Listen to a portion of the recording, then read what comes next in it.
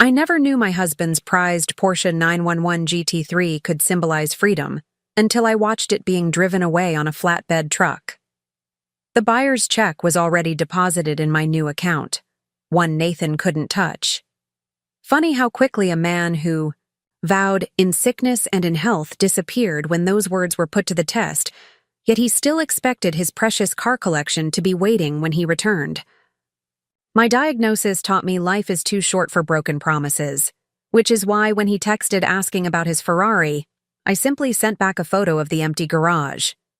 Before we jump back in, tell us where you're tuning in from, and if this story touches you, make sure you're subscribed, because tomorrow I've saved something extra special for you. I always imagined my life with Nathan would have a fairy tale ending, just in a different kind of castle. Our renovated Victorian in Riverside's historic Oakwood neighborhood was my dream come true. Crown moldings I'd carefully restored, vintage, hardwood floors we'd uncovered beneath layers of old carpet, and a garden room that flooded with morning light perfect for my design sketches. As an interior designer specializing in historic restorations, I'd put my heart into transforming this 1890s beauty into a home that told our story. Nathan and I met at a charity auction for local architectural preservation. I was coordinating the event displays, and he outbid everyone for a private tour of the city's most iconic mansion. Later, he admitted he had zero interest in architecture. He just wanted an excuse to ask me out. That mixture of boldness and charm was irresistible. 6 months later, he proposed in that same mansion, and I said yes without hesitation.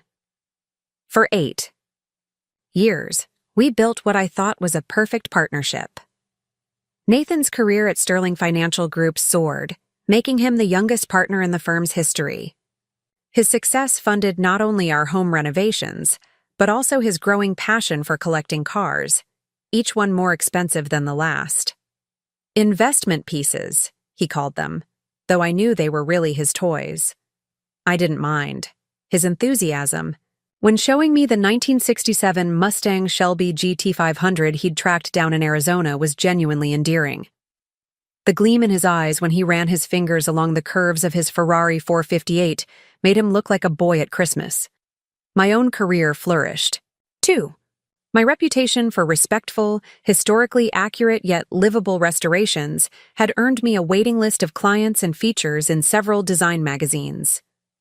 Nathan jokingly called me the House Whisperer for my ability to uncover the original, character and potential in even the most neglected properties. We were that couple others envied, successful, attractive, still madly in love. Then came the fatigue. At first, I blamed it on our busy schedules and a particularly demanding client project, but when the exhaustion persisted for weeks despite extra sleep, and when unusual bloating and pelvic pain joined in, I finally made an appointment with my doctor. What followed was a whirlwind of tests, specialist consultations, and finally, an anxious wait in Dr. Sharma's office, Nathan's hand clutched tightly in mine.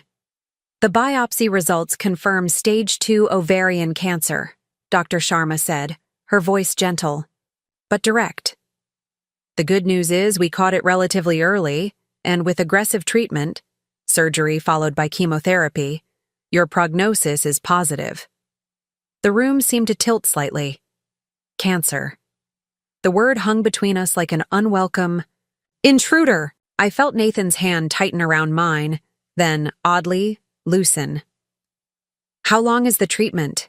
Nathan asked, his voice strangely businesslike. I glanced at him, surprised by the question. Not, "Will she be okay?" or "What can I do?" but a query about timeline. "We'll want to schedule surgery within the next 2 weeks," Dr. Sharma explained. "Recovery typically takes 4-6 weeks, and then we'll begin chemotherapy, likely 6 cycles over 18 weeks. Nathan was already pulling out his phone, scrolling through his calendar. "The Wellington merger closes in 3 weeks, he muttered, more to himself than to us. Something cold settled in my stomach that had nothing to do with my diagnosis. I turned back to Dr. Sharma, forcing myself to focus on the treatment plan, while Nathan stepped out to make a quick call. By the time we left the hospital, clutching pamphlets and appointment schedules, Nathan had composed himself. He hugged me in the parking lot, promised everything would be fine, then suggested we grab takeout since neither of us felt like cooking. That night, as I lay awake staring at our bedroom ceiling, the elaborate medallion around the vintage chandelier I'd spent weeks restoring by hand, Nathan slept soundly beside me. The space between us, barely inches of Egyptian cotton sheets, suddenly felt vast. I didn't know then that this distance would only grow wider in the coming weeks. The first changes were subtle. Nathan began working later, citing the Wellington merger as requiring extra hours. When he was home, he was distracted, constantly checking emails or making calls in his study. "Setting things up so I can take time off when you have surgery," he explained when I questioned him. I wanted to believe him. My sister Olivia began accompanying me to pre-surgical appointments when Nathan couldn't get away from the office. She noticed his absence immediately, but tried to mask her disapproval for my sake. "Nate's just processing in his own way." I defended weakly after the third appointment he missed. "Some people retreat when they're scared." Olivia's expression said what her words didn't. A real partner doesn't retreat when the going gets tough. The night before my surgery, I found myself alone in our kitchen at 1 a.m., anxiety keeping sleep at bay. The sound of the front door opening startled me. Nathan appeared in the doorway, the faint scent of unfamiliar perfume clinging to his tailored suit. "You're still up," he said, more statement than question. "Surgery tomorrow," I replied, not asking where he'd been or why he smelled like someone else. Some questions feel too dangerous once formed into words. "Right," he nodded, opening the refrigerator and grabbing a bottle of water. "What time do we need to leave?" 6:30, I said. "Dr. Sharma wants me there by 7:30. He took a long drink, then set the bottle on our marble island. "I'll set an alarm." No words of reassurance, no acknowledgement of my fear, just logistics. That night, as he slept beside me, I studied the ceiling again, trying to quiet the voice inside that whispered something was very wrong. More wrong than the cancer growing inside me. The morning of surgery dawned clear and cold. Nathan drove in silence, the radio filling the space where conversation should have been. At the hospital, he helped with the admission paperwork, then settled into a chair in the waiting room, immediately pulling out his laptop. "This will take several hours," I said, watching him set up his mobile office. "You don't have to stay the whole time." Something flashed across his face. Relief?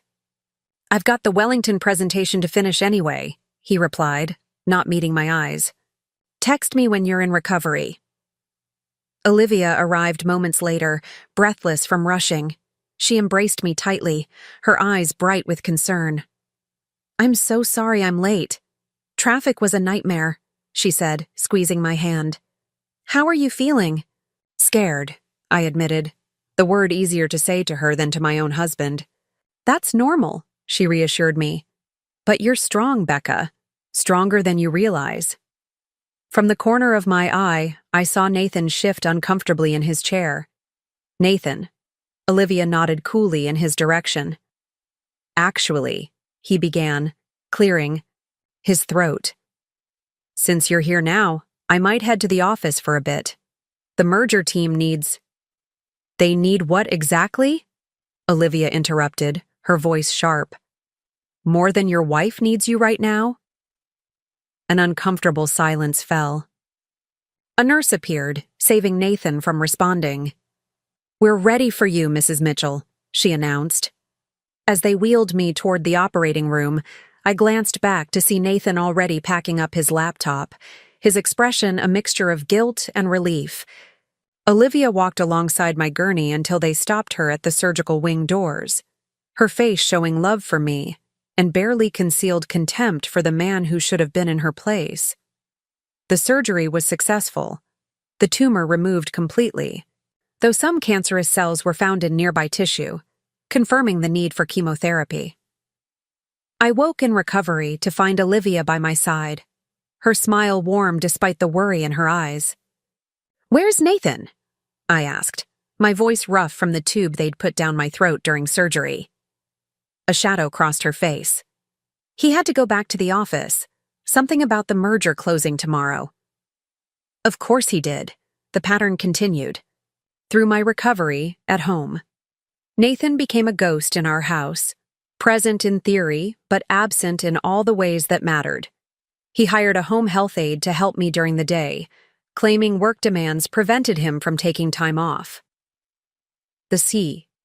Aide, a kind-hearted woman named Maria, provided more emotional support in her 8-hour shifts than Nathan did in his brief appearances. My friend Zoe visited regularly, bringing homemade soups and fresh flowers to brighten our sunroom where I spent most of my recovery days. "Has Nathan taken any time off?" she asked one afternoon, arranging tulips in a crystal vase as I rested, on the chaise longue. "He's very busy," I replied, the excuse sounding hollow even to my own ears. Zoe's expression remained neutral, but her eyes revealed her thoughts. Tom would drag himself to work on a broken leg, but even he took a week off when I had my gallbladder out. I changed the subject. 2 weeks after surgery. Preparing and narrating this story took us a lot of time, so if you are enjoying it, subscribe to our channel. It means a lot to us. Now back to the story. I had my first appointment with Dr. Sharma to discuss chemotherapy. Nathan had a client meeting he couldn't reschedule, so Olivia accompanied me instead. Preparing and narrating this story took us a lot of time, so if you are enjoying it, subscribe to our channel. It means a lot to us. Now back to the story. Dr. Sharma, a petite woman with kind eyes and a no-nonsense manner, laid out my treatment plan. 18 weeks of chemotherapy, 1 session every 3 weeks. "You'll likely lose your hair," she explained gently, "and there may be other side effects, fatigue, nausea, potential fertility impacts." I nodded, trying to absorb it all while fear crept up my spine. "What about work?" I asked, thinking of the historic library renovation project I'd been so excited about before my diagnosis. "Some patients can work part-time during treatment," Dr. Sharma said. "But listen to your body. Pushing yourself too hard can compromise your immune system." Olivia squeezed my hand. "Work can wait. Getting better can't." That evening, I sat Nathan down in our living room to discuss the treatment plan. He listened, nodding occasionally, his eyes darting to his phone whenever it buzzed with notifications. "I'll probably lose my hair," I said, watching his face carefully. "The doctor says there are good wigs available now." "But whatever you need," he interrupted, not unkindly but with the air of someone checking off a task list. "We have good insurance." "It's not just about the wig, Nathan," my voice caught.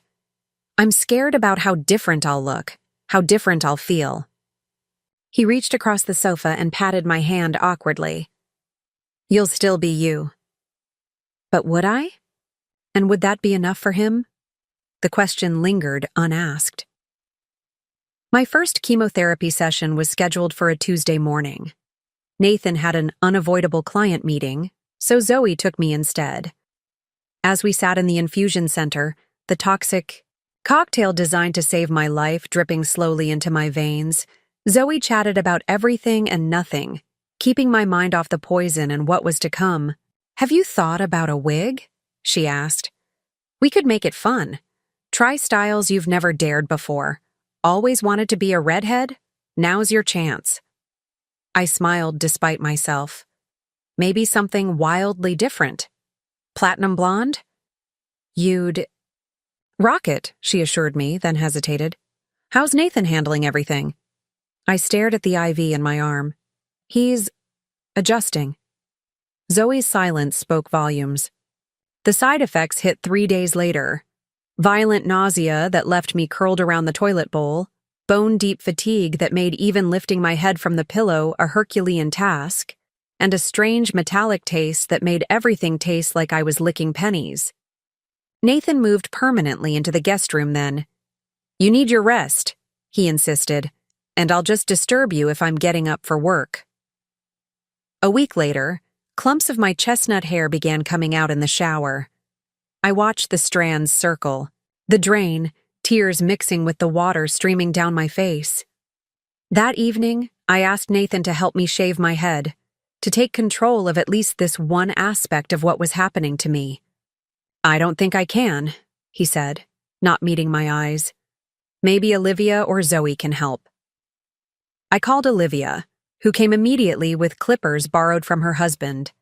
She sat me in a kitchen chair draped with a sheet and gently, lovingly removed what remained of my hair, telling me how my eyes looked even more striking now, how the shape of my head was actually perfect. When she finished, I studied my reflection in the handheld mirror. A stranger stared back, pale and alien, skull-like without the frame of hair I'd had my entire life. Nathan walked into the kitchen, stopped short at the sight of me, and mumbled something about needing to make a call before retreating to his study. That night, I heard him on the phone through the wall, his voice low but intense. "I can't do this. It's not what I signed up for. She doesn't even look like herself anymore." The words cut deeper than any surgeon's scalpel. 2 days later, I was sitting at the kitchen island attempting to eat plain toast, one of the few things that didn't immediately trigger nausea, when Nathan appeared in the doorway, a suitcase in hand. I need to talk, Becca." I stared. At the suitcase in his hand, the expensive leather weekender we'd bought together during our trip to Italy 3 years earlier. My stomach dropped, not from the chemo this time, but from the unmistakable meaning of packed bags on a Thursday morning. "Talk," I repeated, my voice barely a whisper. "About what?" He set the suitcase down with deliberate care, as if the sound of it hitting our travertine floor might shatter something beyond repair. Perhaps it already had. "This isn't working, Becca," he said, his voice carrying a practiced tone that told me he'd rehearsed this speech. "I've tried, but I can't.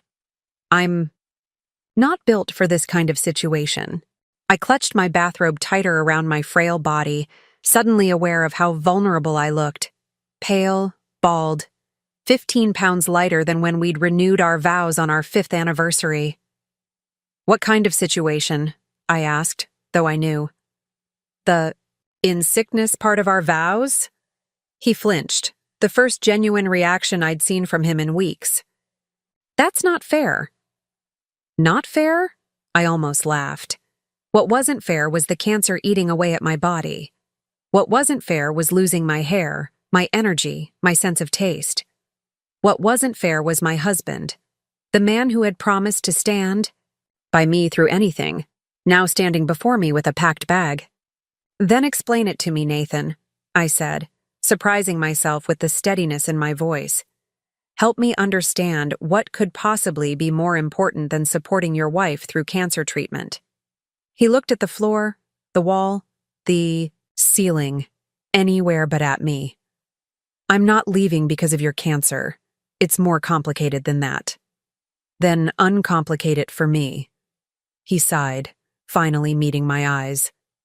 "We've been growing apart for a while now, Becca, even before the diagnosis.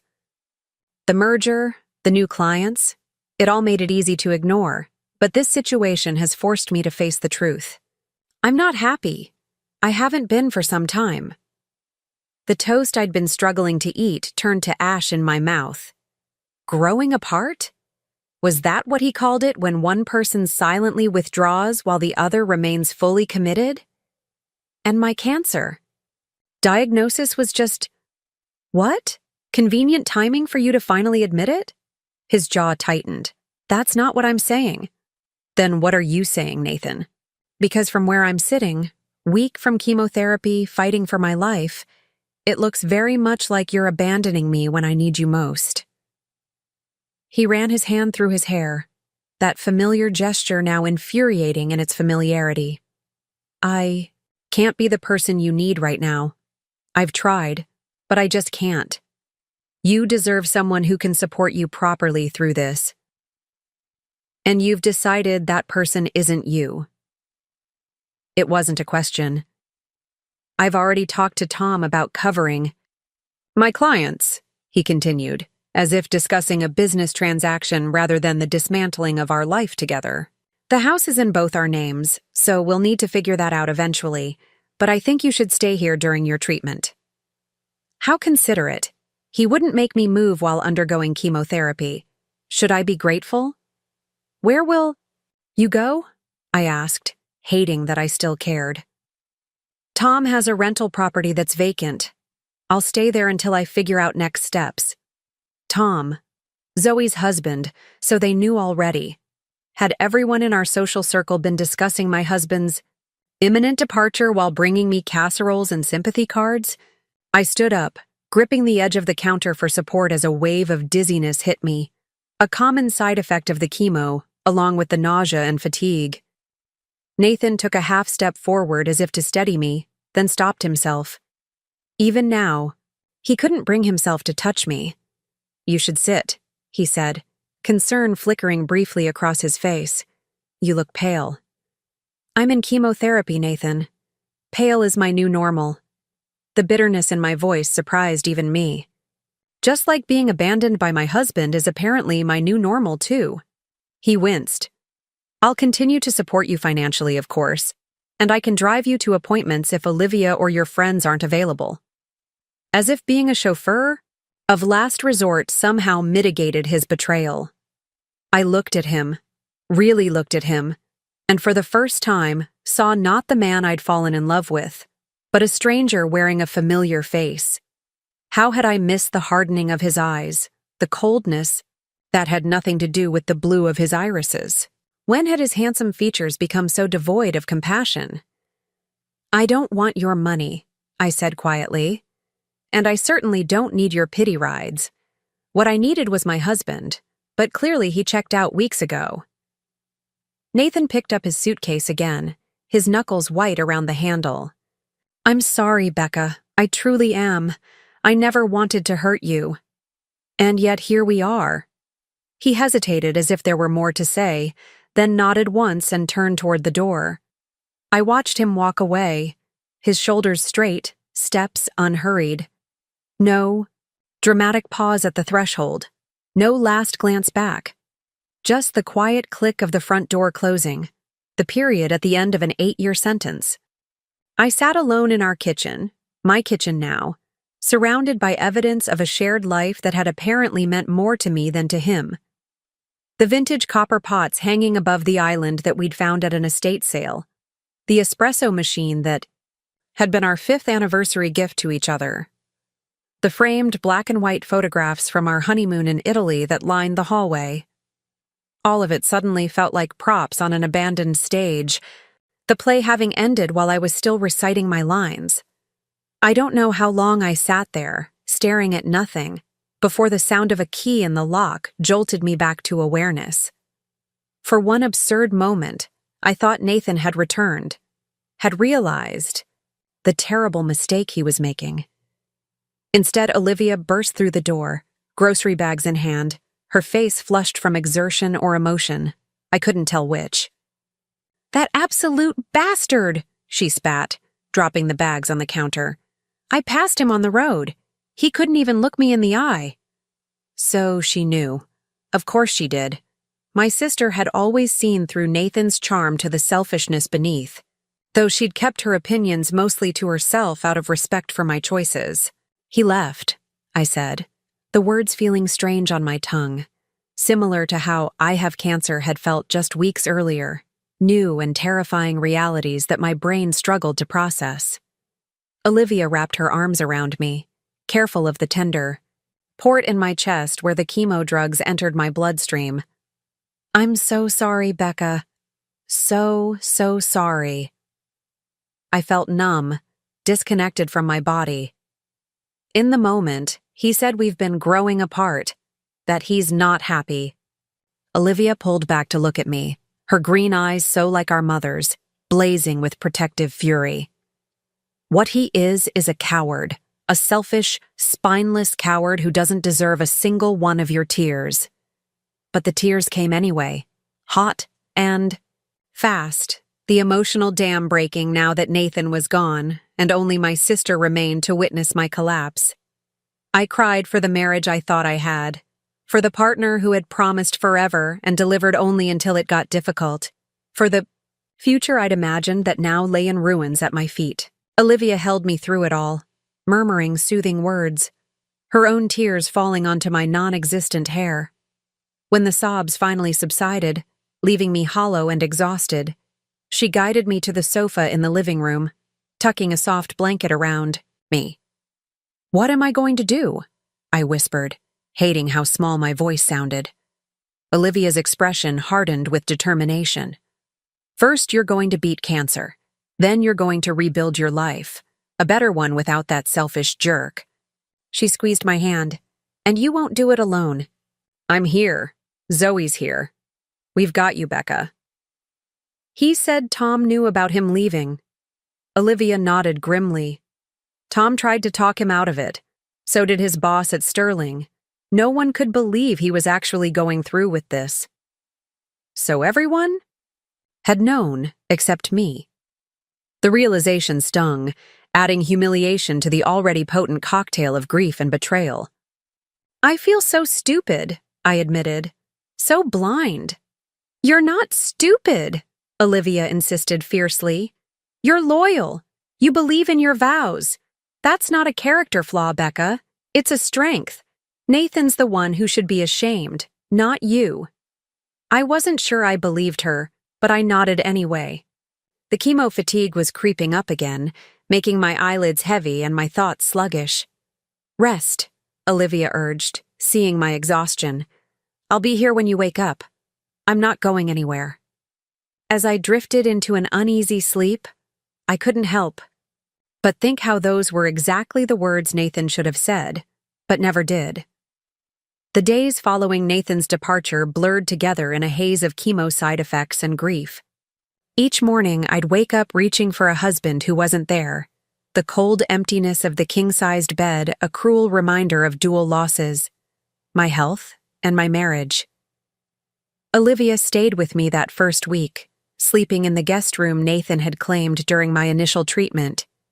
She made sure I ate when food was merely a chore, drove me to my second chemo session, and fielded the endless calls and texts from concerned friends who had heard about Nathan's departure.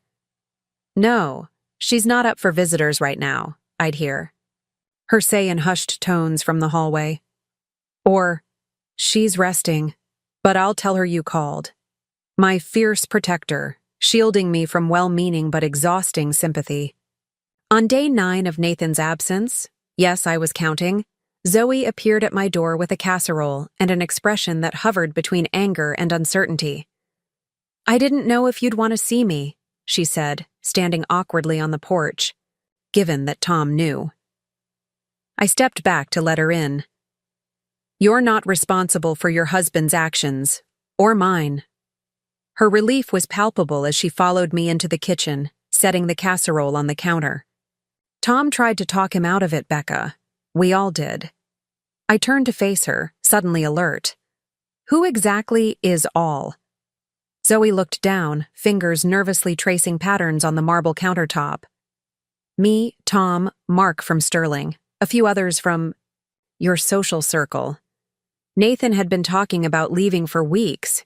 He'd made up his mind, but Tom thought if enough people confronted him, he might reconsider. The betrayal deepened, like a knife twisting in my chest. Weeks. Nathan had been planning his exit for weeks, discussing it with our friends while I fought for my life, oblivious to the social drama unfolding around me. "When?" My voice was surprisingly steady. "When did he first mention leaving?" Zoe's discomfort was visible, but I needed answers more than I needed to spare her feelings. "The night after your diagnosis," she admitted finally. "He called Tom, very upset, said he wasn't equipped to handle this kind of crisis, that your careers had already been creating distance between you." The night after my diagnosis, while I'd lain awake, terrified about surgery and cancer and an uncertain future. My husband had been plotting his escape. Did he mention someone else? The question that had been lurking in the corners of my mind finally pushed its way out. Zoe's eyes widened. What? No. At least not to us. He just kept saying he couldn't handle the stress, that he'd been unhappy for a while, and this was forcing him to face it. She hesitated. Do you think there's someone else? The perfume on his jacket that night before my surgery, the late-night phone calls, the rapid withdrawal of physical affection. All the signs had been there, but I'd been too consumed by my cancer battle to connect them. I don't know, I said honestly, but I intend to find out. That afternoon, after Zoe left, I did something I'd never done in 8 years of marriage. I called Jack Pearson, a private investigator who'd helped one of my clients through a messy divorce last year. We'd kept in loose contact, occasional emails about potential security systems for my historic properties. But this was different. Jack arrived promptly at 4 p.m. the next day, looking much as I remembered, tall and weathered, with observant gray eyes and a quiet demeanor that made people underestimate his intelligence. You look good, Becca, he said as I let him in. The lie was so kind I almost smiled. I did not look good. I looked like a cancer patient whose husband had just abandoned her, gaunt, pale, and bald, beneath the silk scarf Olivia had tied around my head. No, I don't, I replied, leading him to the living room. But thanks for the attempt. He settled into the armchair across from me, his expression turning professional. So you want me to look into your husband's activities? I need to know if there's someone else, Jack. I twisted the wedding ring I still wore out of habit. It won't change the outcome. We're done regardless. But I need the truth. Jack nodded, understanding without judgment. Start from the beginning. When did you first notice changes in his behavior? For the next hour, I laid out the timeline. Nathan's gradual withdrawal after my diagnosis, the late nights, the distance, the perfume, all culminating in his departure 9 days earlier.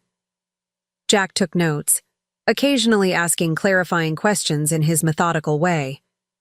What about joint finances? He asked. Any unusual withdrawals or transfers before he left? I hadn't even thought to check. Cancer and chemo had consumed all my attention, leaving little energy for financial vigilance. I don't know. We have separate accounts for personal expenses, but a joint account for household costs and investments. You should look into that right away, Jack advised. Even if he's not involved with someone else, people planning to leave marriages often start moving assets. The suggestion sent a chill through me. Would Nathan have gone that far? Stolen from me while I was fighting cancer? After Jack left, with Nathan's photo and a list of his usual haunts, I dragged my laptop to the sofa and logged into our online banking accounts. What I found made my blood run cold.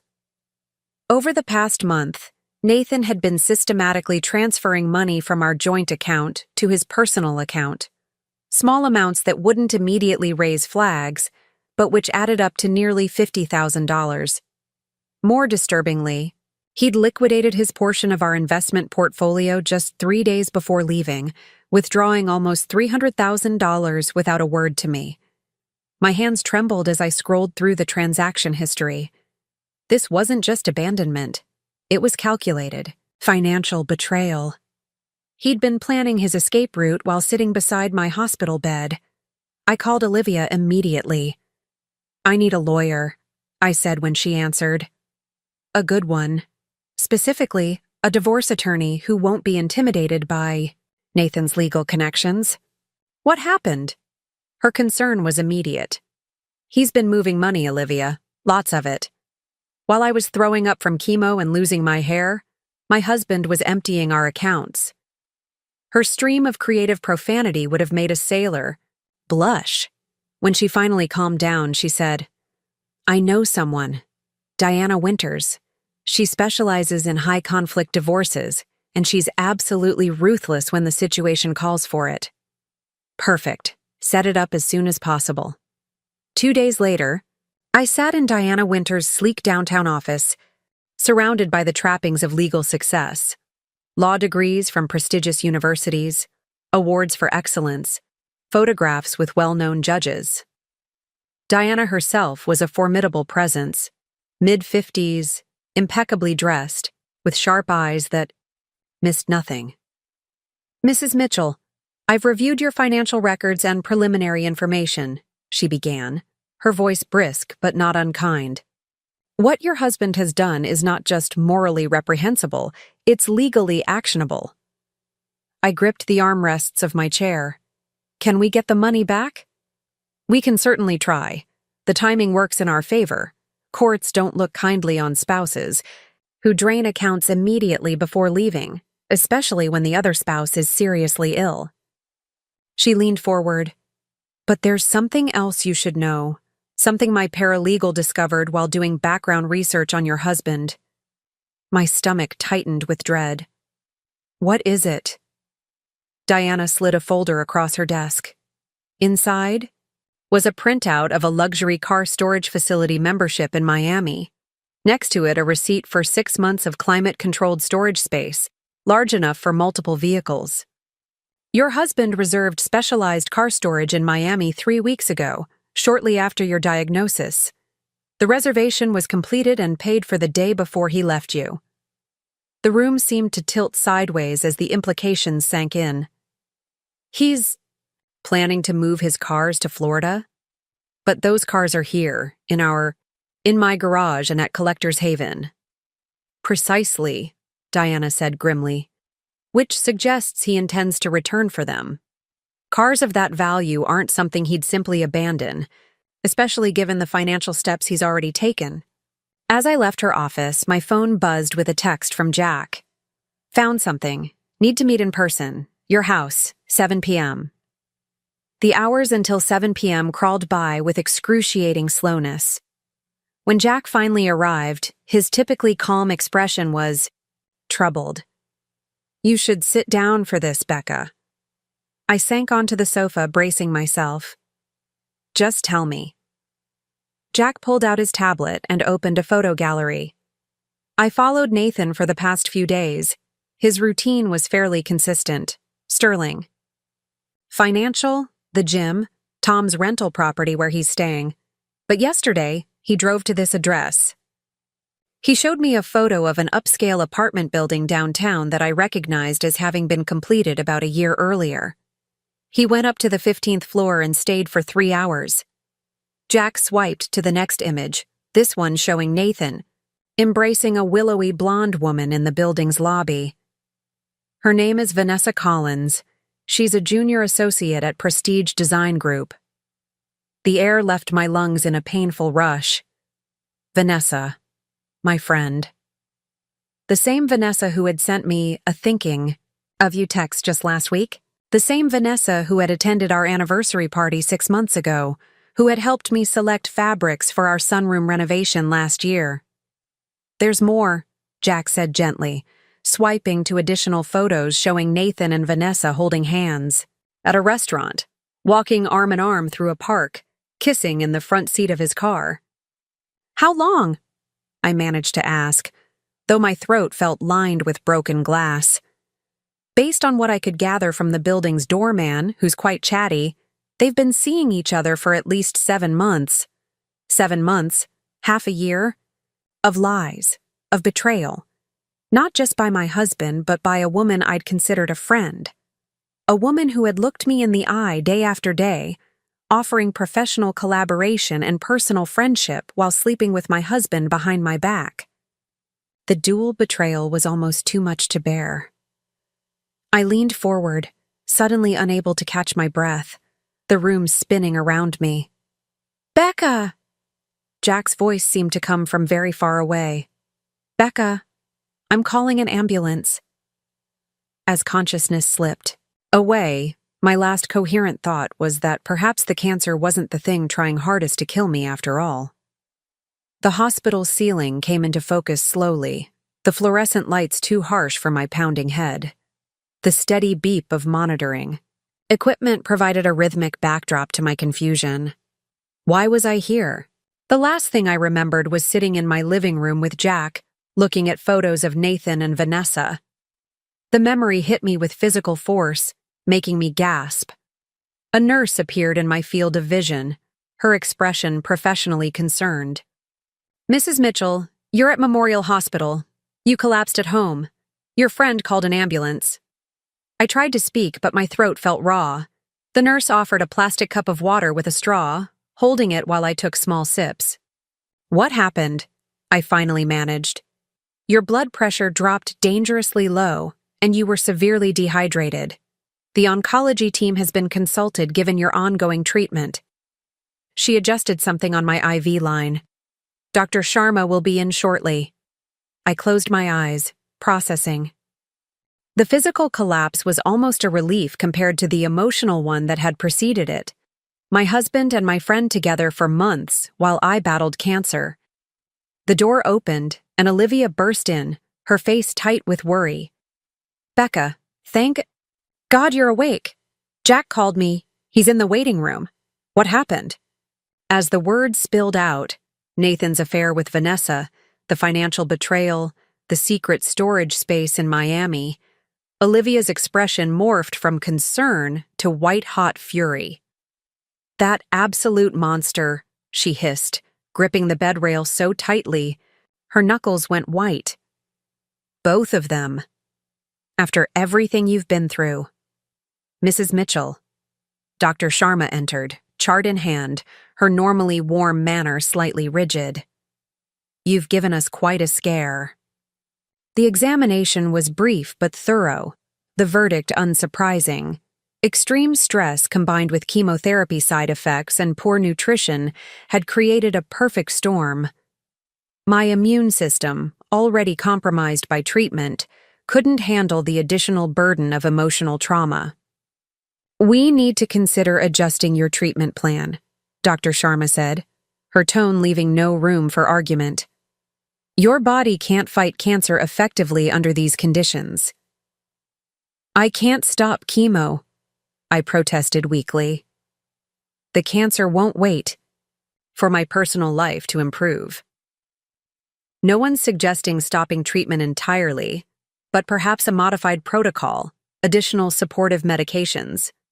She paused, choosing her words carefully. "And I'm going to strongly recommend psychological support. Cancer is hard enough without additional stressors." Additional stressors, such a clinical term for having your life exploded from multiple directions simultaneously. After Dr. Sharma left, Olivia helped me sit up, adjusting pillows behind my back.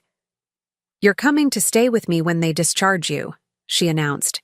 "No arguments. I can't impose." The hospital kept me for 3 days, pumping me full of fluids and nutrients, monitoring my heart function, and adjusting my medications.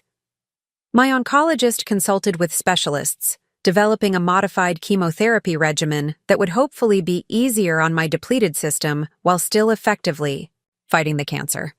Nathan didn't call, didn't visit, didn't even send a message asking if I was all right. His absence spoke volumes about how completely he had detached himself from my life and well-being. Vanessa, on the other hand, had the audacity to send flowers, a tasteful arrangement of lilies with a card expressing concern and hopes for my speedy recovery.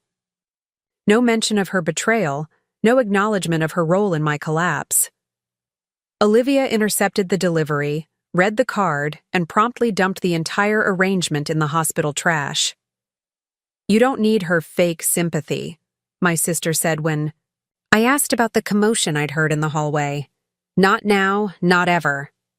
On the afternoon of my 3rd day in the hospital, Diana Winters appeared in my room, briefcase in hand, looking as impeccable as she had in her office despite the institutional setting. "I don't typically make hospital visits," she said, pulling a chair close to my bed. "But given the circumstances, I thought you should know right away. We've filed for an emergency freeze on all your joint accounts and investments. A judge granted the order this morning." For the first time in days, I felt a glimmer of something other than despair, a small spark of satisfaction. So Nathan can't take any more money? Not from your joint assets, no. And we've initiated proceedings to recover what he's already transferred. She opened her briefcase, removing a slim folder. But that's not the only reason I'm here. My investigative team has been looking into the Miami car storage situation. We needed to determine his intentions, especially since those vehicles represent significant assets. I steeled myself. And? The storage facility is high-end, specialized climate control, 24-hour security, the works. It's the kind of place collectors use when they're relocating valuable vehicles. Diana's expression was grim but satisfied. My contact at the facility confirmed that Nathan has arranged for transport of multiple vehicles, scheduled for next week. Something cold settled in my stomach. He's planning to move his entire collection without even discussing it with me? It appears so. The transport company has paperwork for 8 vehicles. She consulted her notes. A Porsche 911 GT3, Ferrari 458 Italia, Mercedes AMG GT, 1967 Mustang Shelby GT 500, Aston Martin DB11, 1970, Dodge Challenger RT, Lamborghini Huracan, and BMW M4 Competition. I knew each car intimately, had listened to Nathan extol their virtues, had accompanied him to auctions and dealerships, had even helped pick the color for the BMW, his most recent acquisition just 6 months ago. That's his entire collection, I said, the magnitude of his planned theft dawning on me.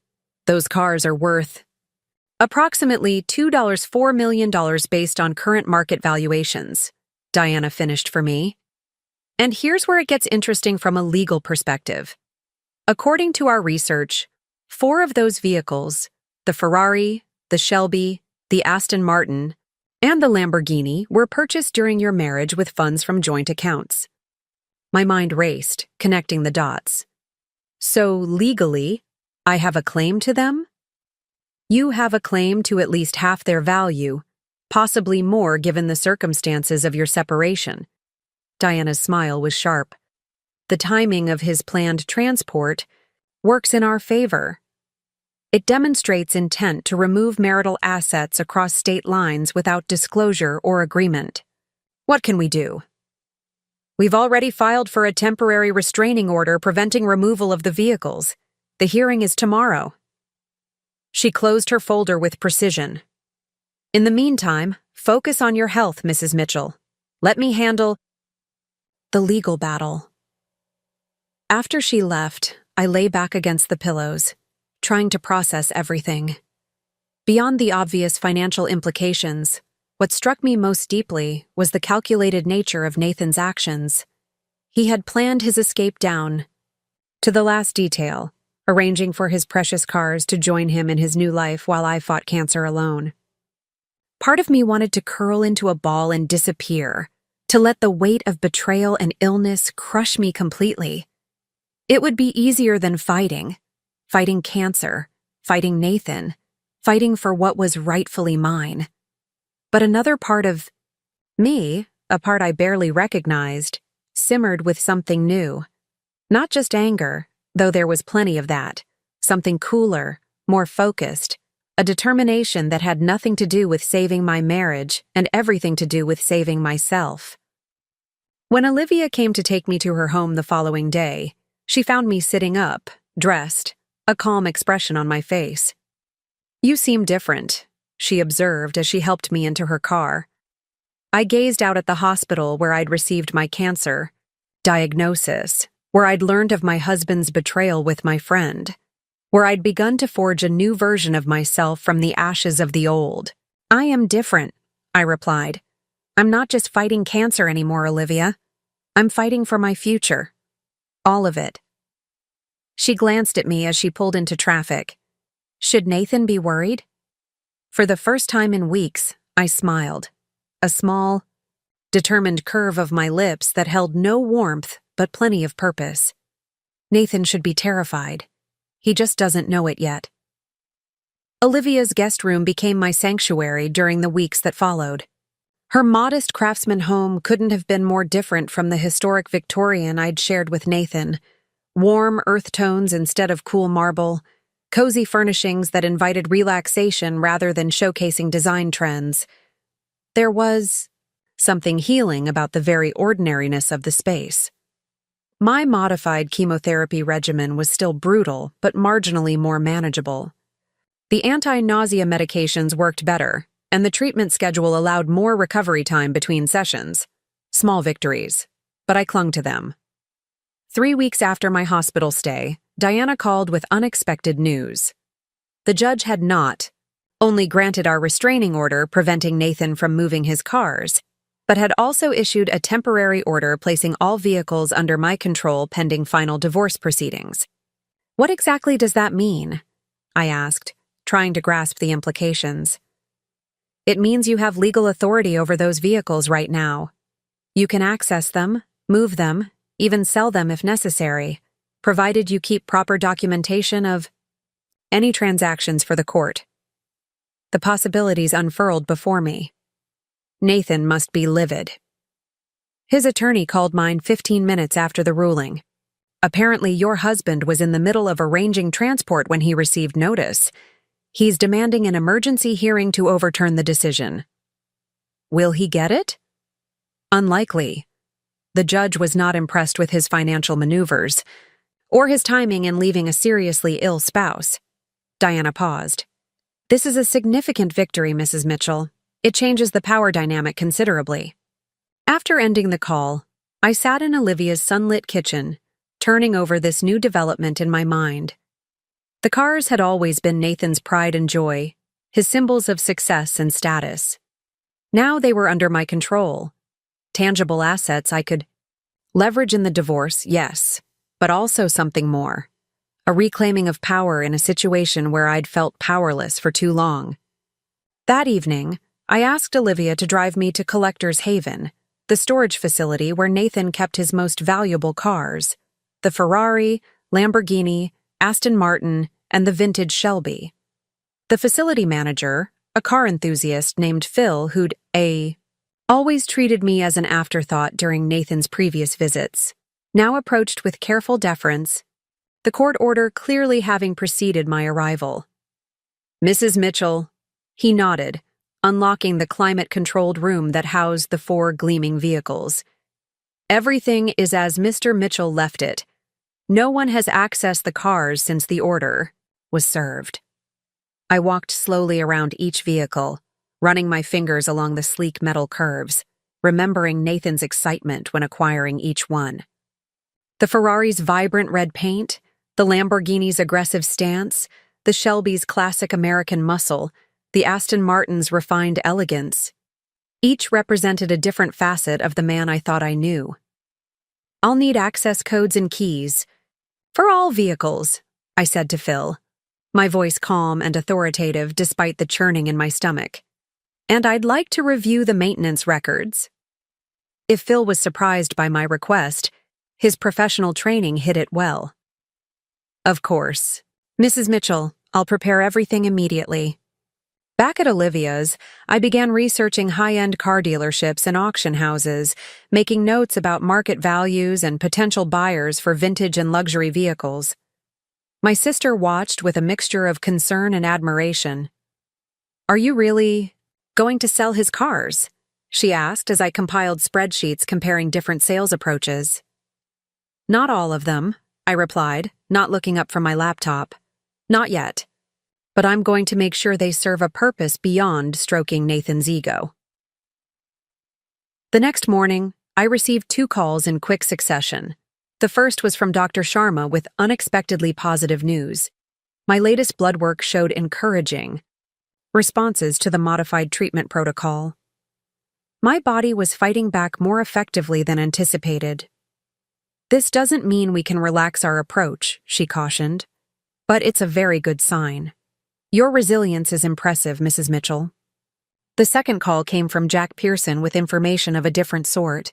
He'd continued monitoring Nathan's activities at my request, focusing particularly on financial movements and communications with Vanessa. He's getting desperate, Jack reported. Since the court froze the accounts and put the cars under your control, he's been making calls to everyone he knows trying to secure loans. Most are turning him down. And Vanessa? Their relationship appears strained. They've had several public arguments, including one where she told him, and I quote, "You promised this wouldn't affect my career." End quote. I processed this information with a strange detachment. Any indication of what she meant? Not specifically, but my contact at Prestige Design says rumors are circulating that she used client information to help your husband make investment decisions. Nothing proven, but there's smoke. Inside trading, of course. Nathan's sudden investment successes over the past 6 months had seemed too good to be true. Now I understood why. He'd been using Vanessa's access to confidential client information at her design firm, which often worked with high-net-worth individuals discussing their homes and, inevitably, their business plans. Keep watching them, I instructed Jack, especially any financial transactions. I want to know exactly how deep this goes. That afternoon, I met with a specialist from Elite Automotive Auctions, a distinguished older gentleman named Howard, who treated the cars with reverence while explaining my options with refreshing clarity. "The Shelby is the true collector's piece here," he noted as we toured Collector's Haven. "Given its provenance and condition, it could fetch $850,000 to $950,000 at a properly marketed auction. The Ferrari and Lamborghini are depreciating assets but still highly desirable. The Aston Martin holds its value better than most in its class." "How quickly could we move forward?" I asked. Howard studied me carefully. "For the modern cars, we could arrange private sales within weeks. For the Shelby, an auction would yield the best price, but that would take at least 2 months of preparation." I considered my options, weighing financial needs against strategic timing. Let's begin with the Ferrari. It was always his favorite. 2 days later, I received notification that Nathan had filed an emergency petition claiming I had no right to sell his cars. Diana called me immediately. "This was expected," she assured me. "He's panicking. The good news is that the judge denied his petition. The temporary order stands. You can proceed with any sales as long as the funds remain in escrow until the final divorce settlement." That same evening, Nathan finally reached out directly through a text message. "We need to talk about the cars. This has gone too far." I stared at the message for a long time, remembering all the unanswered texts I'd sent during those first terrible weeks of treatment. The questions about appointments he'd missed. The pleas for emotional support that had gone ignored. After careful consideration, I replied with a single sentence. "All communication should go through our attorneys." 3 minutes later, my phone rang, Nathan's number. I let it go to voicemail. His message was a mixture of anger and forced reasonableness. "Becca, this is ridiculous. Those cars are my property, my passion. You don't even care about them. This vindictive streak isn't like you. Just call me back so we can discuss this rationally." I deleted the message without responding.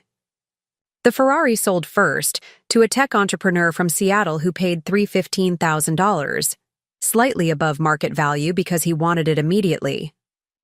I watched it being loaded onto the transport truck, remembering how Nathan had spent hours polishing its glossy surface, how he'd named it Rosso because he thought calling it red was too obvious. When the truck pulled away, I felt no remorse, only a curious lightness. The funds went into the escrow account as ordered by the court, but the knowledge that Nathan's prized possession was gone, that his carefully curated collection was being dismantled, carried its own satisfaction. The Lamborghini followed 2 weeks later, selling to a professional athlete for $290,000.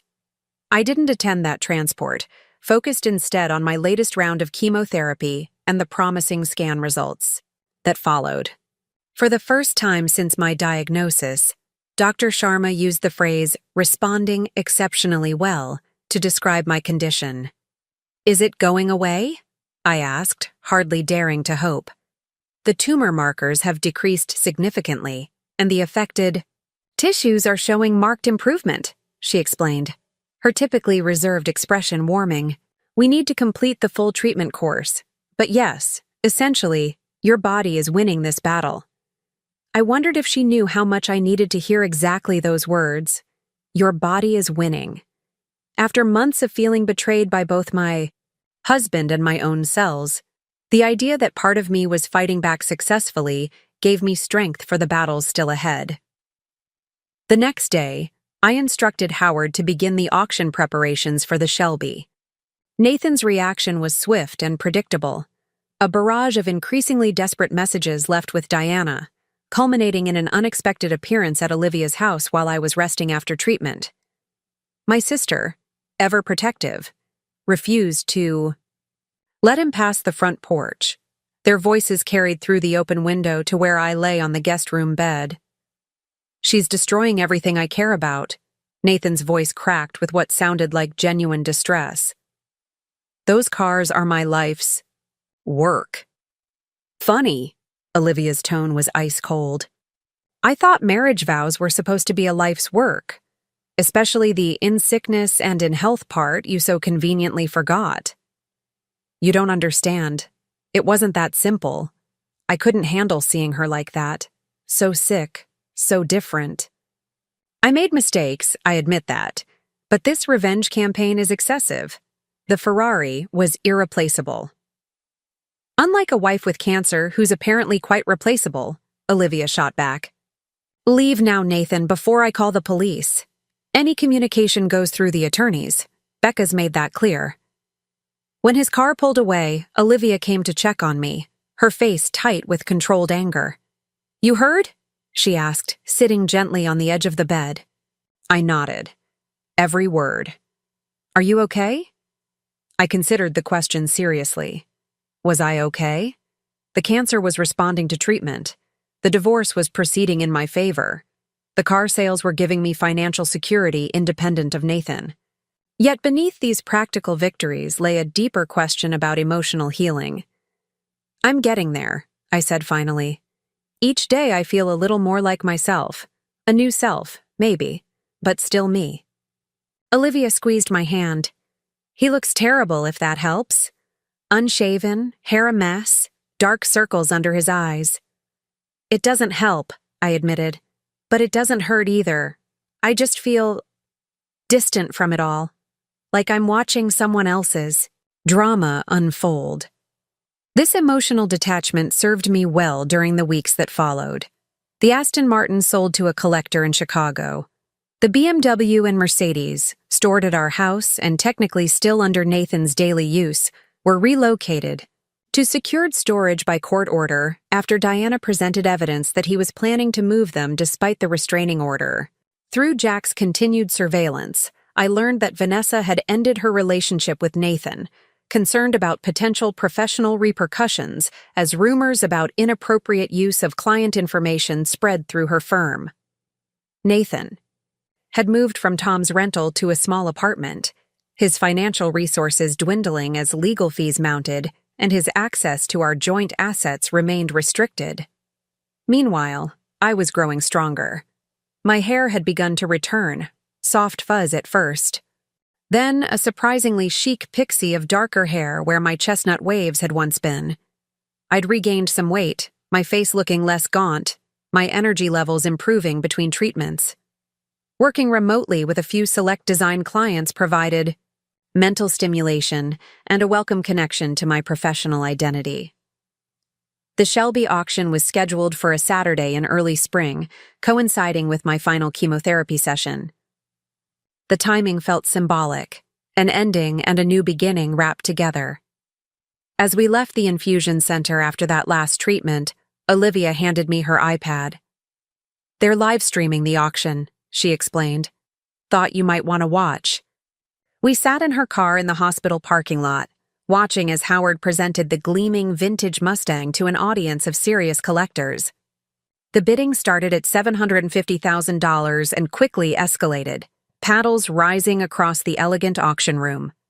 $800,000, $825,000, $850,000.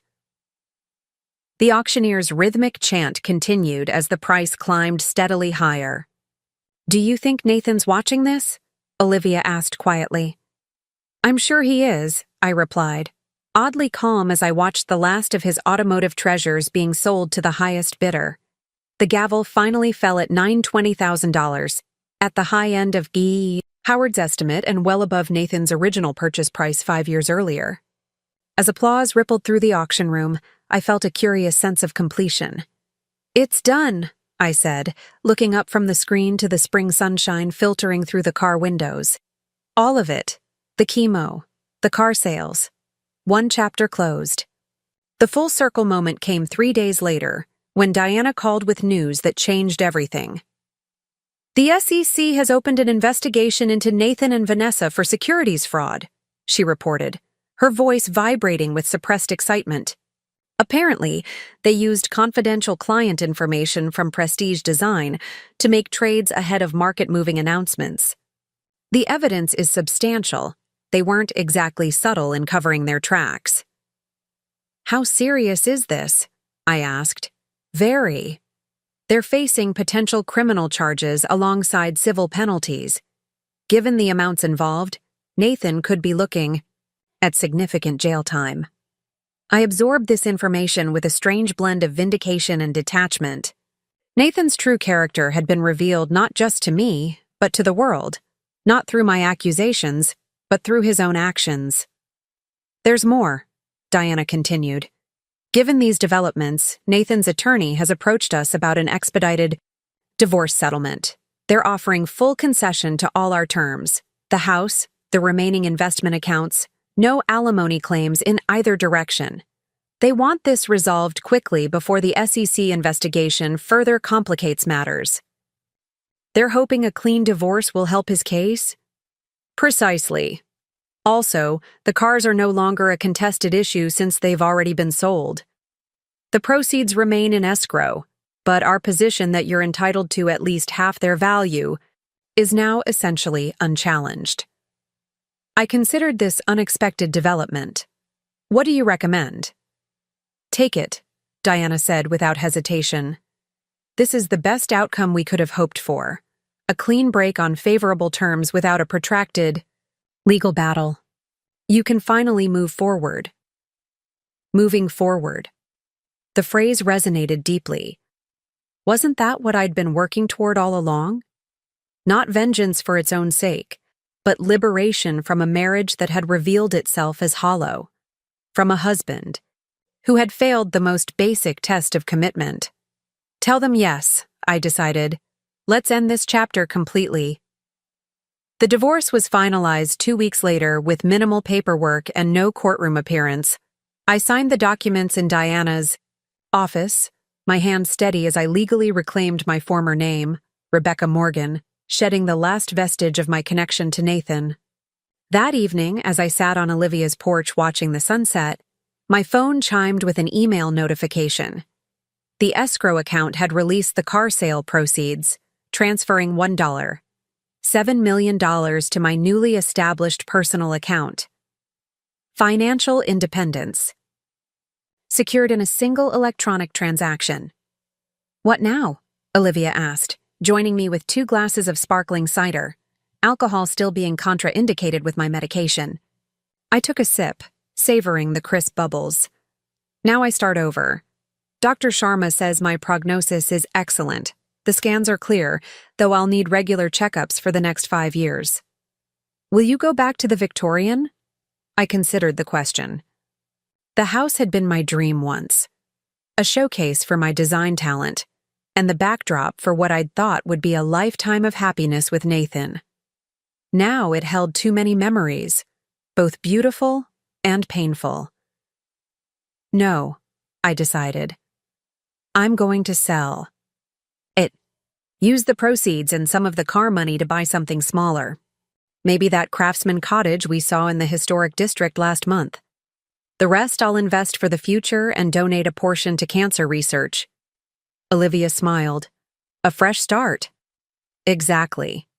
I lifted my glass in a toast. "To fresh starts and to discovering what we're made of, even if we have to learn it the hard way.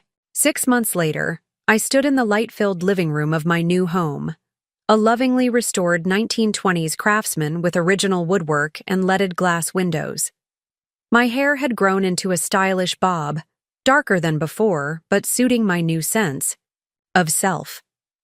My body had recovered much of its strength, though a certain weariness still lingered after extended activity, a reminder of battles fought and won. A text message from Diana interrupted my contemplation of where to place my favorite reading chair. Thought you'd want to know. Nathan pleaded guilty to securities fraud charges today. Sentenced to 4 years, eligible for parole in 2. Vanessa. Got 18 months. I read the message twice, searching for the emotion I expected to feel, satisfaction perhaps, or vindication. Instead, I found only a quiet acknowledgement that justice takes many forms, arriving in its own time and way. I set down my phone without replying and returned to arranging my furniture, creating a space that reflected who I was now, a survivor. In multiple senses, a woman who had faced devastation and emerged not just alive but stronger, clearer about what mattered and what didn't. The most expensive piece in my new, more modest home was a painting I'd commissioned from a local artist, an abstract that captured the journey from darkness to light, from confusion to clarity. It hung in the entry hall where I would see it. Every time I returned home, a reminder that sometimes we must lose everything to discover what can never be taken away. Our courage, our resilience, our capacity to begin again. That evening, I sat on my new front porch swing, watching the neighborhood children play on the sidewalk as dusk settled gently around us.